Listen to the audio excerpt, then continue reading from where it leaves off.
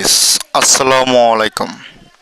আশা করি তোমরা ভালো আছো, আমিও ভালো আছি। আজ তোমাদের মাঝে নতুন একটা ভিডিও নিয়ে আমি হাজির হলাম। ফ্লোচার্ট, মাত্র 5টি সহজ বিষয় জানলেই আপনি 10-এর 10 নম্বর পাবেন ইনশাল্লাহ। চলুন আর দেরি না করে আমরা এই টপিকসের উপরে আলোচনা করি। তবে এখনও যারা আমার চ্যানেলটি সাবস্ক্রাইব করনি, সাবস্ক্রাইব করে পাশে থাকা বেল আইকনটি বাজিয়ে দাও এবং তোমার বন্ধুদের কাছে শেয়ার করো।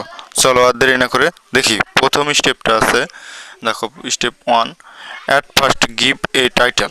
তাহলে প্রথমেই তোমার একটা টাইটেল দিতে হবে। টাইটেলটা থাকবে কোন ক্ষেত্রে? দেখো টাইটেলটা থাকবে, তোমার যে প্রশ্নটা থাকবে ওই প্রশ্নের একটা থাকবে, দেখবে তো শোয়িং লেখা আছে, ওই শোয়িং এর পরে যে অংশটুকু থাকবে সেই অংশটুকু হলো তোমার টাইটেল, ওই অংশটুকু তুমি লিখে দেবা। দ্বিতীয় স্টেপে আছে ইউজ 6 দেখো rectangle square box encoding the give box. তাহলে এখানে 6টা বক্স আকারে লিখতে হবে, তবে সেটি হতে হবে একটি আয়তকার অথবা বর্গ হতে হবে। আমাদের স্টেপ 3, ইউজ সিং দেখো বিটুইন টু বক্স। তবে উপরে যে বলা হয়েছে দুটো স্কোয়ার এবং রেক্টেঙ্গেল, আয়তক্ষেত্র এবং তোমার বর্গ যে বক্স হবে ওই বক্স আকারেই দুটি অনুসারে যে কোনো বক্সের মধ্যেই লিখতে হবে।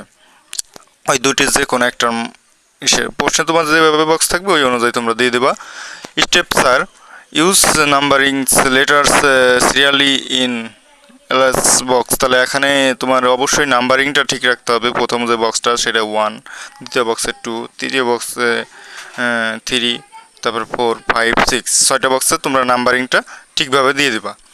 এখন আসতেছে পঞ্চম দেখো স্টেপটা। তাহলে পঞ্চম স্টেপটার মধ্যে আসতেছে start points with capital letters. তাহলে যে লেটারগুলো লিখতে হয় সেই লেটারগুলো প্রথমে আমরা কি করি, প্রথমে শুরুতেই আমরা ক্যাপিটাল লেটার যা বড় হাতে দিয়ে শুরু করতে হয়।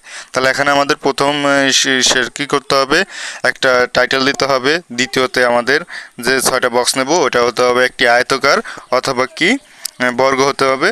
তবে ওই দুটোর মধ্যেই থেকেই লিখতে হবে, দুইটা বক্স ছাড়া অন্য কোনো বক্স ব্যবহার করা যাবে না। তৃতীয়তে নাম্বারিং ঠিক রাখতে হবে।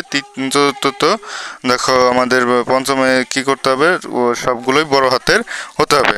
এখন কিভাবে ফ্লোচার্ট এর বাকি সেন্টেন্সগুলো লিখবো তা দেখা যাক। কোনো সেন্টেন্স আকারে লেখা যাবে না, তাহলে কোনো সেন্টেন্স আকারে লেখা যাবে না, ফ্রেজ আকারে লিখতে হবে। ফ্রেজ হলো শব্দগুচ্ছ যার মধ্যে সাবজেক্ট ও ভার থাকে না। তাহলে ফ্রেজ কি? ফ্রেজ শব্দগুচ্ছ যার মধ্যে কোনো সাবজেক্ট থাকবে না এবং ভার্বও থাকবে না।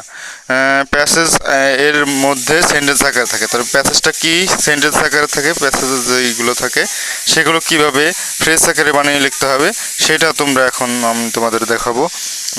তবে এখনও যারা আমার চ্যানেলটি এখনও সাবস্ক্রাইব করনি, সাবস্ক্রাইব করে পাশে থাকা বেল আইকনটি বাজিয়ে দিও। তাহলে আমাদের যা করতে হবে সবগুলোই ফ্রেজ আকারে লিখতে হবে। তাহলে এখন দেখা যাক প্রথম যেইটা আছে, 1 নম্বর দেখো প্রথমটা আছে verb plus ING plus noun oblique noun phrase. তাহলে এখানে তোমার এসের কিছু আমি উদাহরণ তোমাদের মাঝে তুলে ধরেছি, দেখো নিজে দিয়ে দিয়েছি কীভাবে হবে। প্রথমে একটা ভার্বের সাথে আইএনজি, তারপরে নাউন বা নাউন ফ্রেজ, এভাবে কিছু সামথিং আমি ওয়ার্ডগুলো তোমাদের মাঝে তুলে দিয়েছি। দ্বিতীয়টা দেখো আছে কি আছে, প্রিপোজিশন তারপরে plus verb ING plus noun বা নাউন ফ্রেজ, এভাবে আমি তোমাদের নিজদের তুলে দিয়েছি। দেখো কিছু উদাহরণ সহ এইভাবে তোমরা এখানে নেবা। প্রথমে প্রিপোজিশন, তারপর ভার্ব, তারপর সাথে আইএনজি, তারপর নাউন ফ্রেজ, এভাবে দেওয়া আছে। আমাদের তৃতীয়তে আছে 2 plus verb plus noun oblique noun phrase. তাহলে এখানে তোমাদের প্রথমে থাকবে 2, তারপরে থাকবে ভার্ব, তারপরে অথবা নাউন ফ্রেজ, এভাবে কিছু উদাহরণ নিজে আমি দিয়ে দিছি। চতুর্থতে আমাদের আছে দেখো প্রথমে নাউন প্লাস অফ, তারপর নাউন ফ্রেজ, এভাবে প্রথমে নাউন থাকবে। কিছু উদাহরণ আমি আবারও তোমাদের এটারও নিজে দিয়ে দেওয়া হয়েছে। দেখো প্রথমে নাউন, তারপরে প্লাস অফ, তারপর নাউন ফ্রেজ। পঞ্চমত ভার্ব 3, ভার্ব 3 দ্বারা বলতে হলো ভার্বের পাস্ট পার্টিসিপল ফর্ম। তাহলে এখানে ভার্বের পাস্ট পার্টিসিপল ফর্ম থাকবে, তারপরে আদার্স ওয়ার্ড।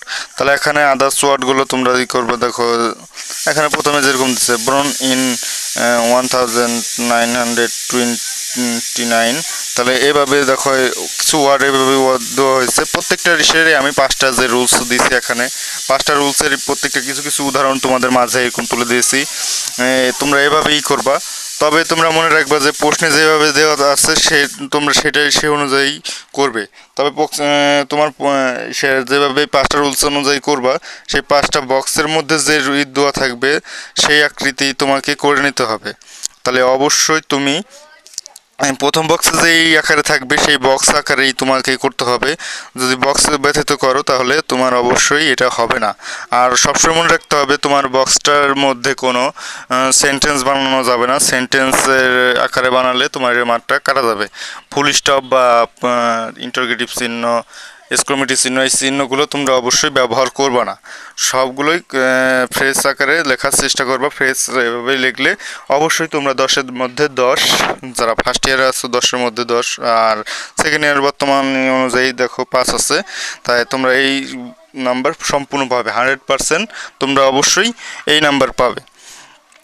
তাই তোমাদের আজ এই পর্যন্ত কি কেমন হলো ভিডিওটা অবশ্যই কমেন্টে জানাবা। আর এই ধরনের ভিডিও যদি আরও পেতে চাও অবশ্যই আমাদের চ্যানেলটি সাবস্ক্রাইব পাশে থাকা বেল আইকনটি বাজিয়ে এবং লাইক কমেন্ট শেয়ার করে বন্ধু আমাদের সঙ্গেই থাকো। ধন্যবাদ। আল্লাহ হাফেজ।